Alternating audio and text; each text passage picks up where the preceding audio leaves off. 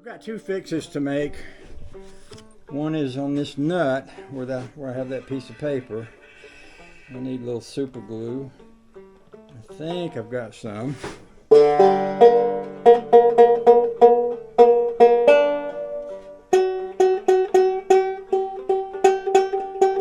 And the other is this, I need to repair this nut where this groove isn't deep enough.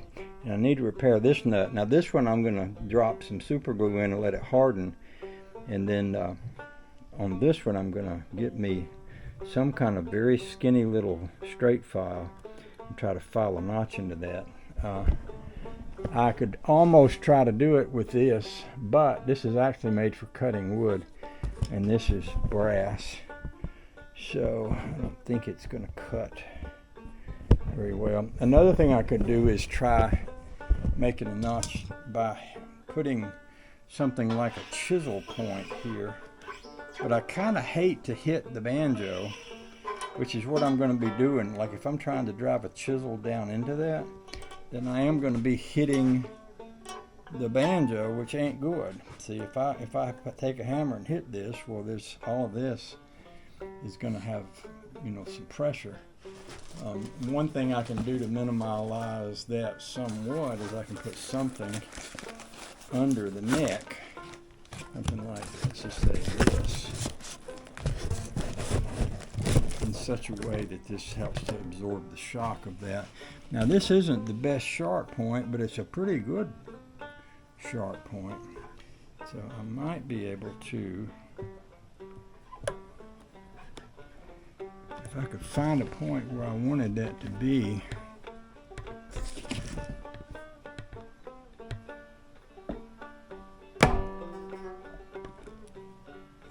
I'm not real fond of that. But you see where I'm trying to go with that.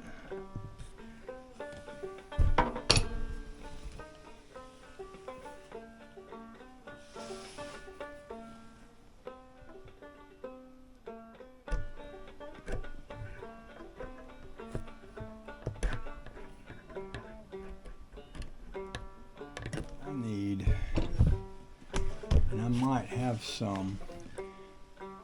I think at one point I bought some files for cutting notches in banjo necks, and I might need to find those.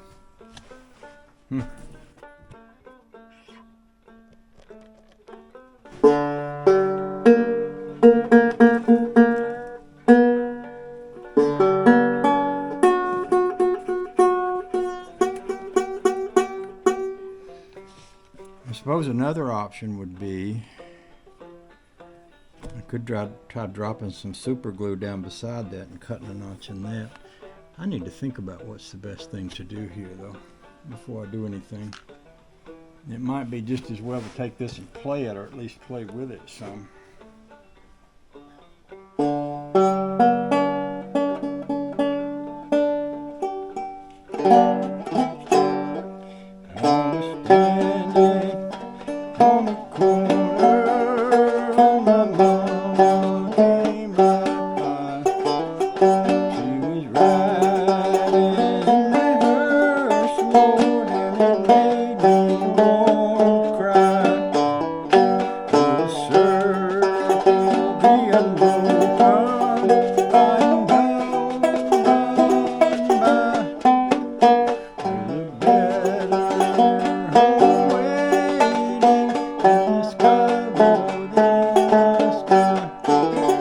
That's a fairly good sound for a banjo with nylon strings on it. Most banjos with nylon strings don't sound like much. They're just not very loud. But this is loud and it's deep. I think it's a pretty good sounding banjo that's worth putting some additional effort into to try to get it just right. I might want to cut y'all off while I explore some options here. We're also going to be watching a football game, me and Honey Babe. Oh, there's a piece of, that might, there's a piece of heavy sandpaper there, but if I could handle that, keep it right where I wanted it. I might could cut a groove with that. Another thing I thought about was I had a little file I was looking at over here this morning. Where's that file? In here. See, that would cut a notch.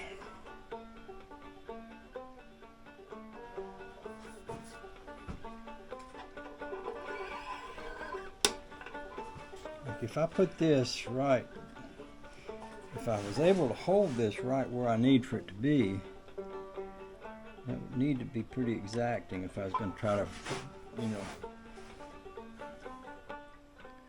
I really need something to keep it lined up on there if I try doing that.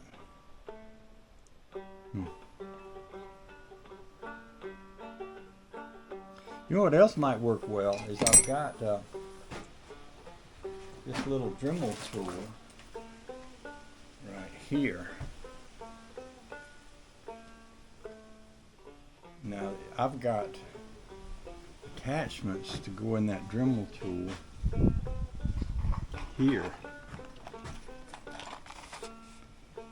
So I've got these little cutting wheels, little grinding wheels.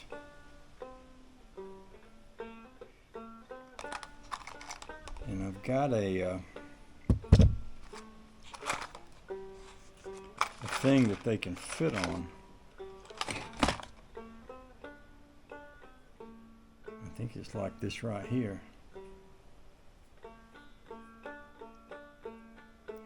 Yeah, I think I could take this right here.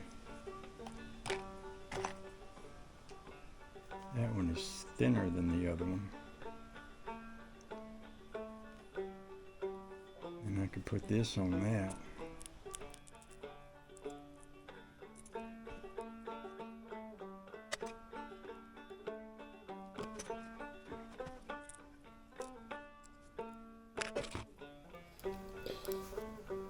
This might be something I want to come back out and work on another day. You have to be kind of steady when you're doing this kind of work. You don't want to be haphazardy or anything, and sometimes being freshly rested up early in the morning is a good time to do something like this.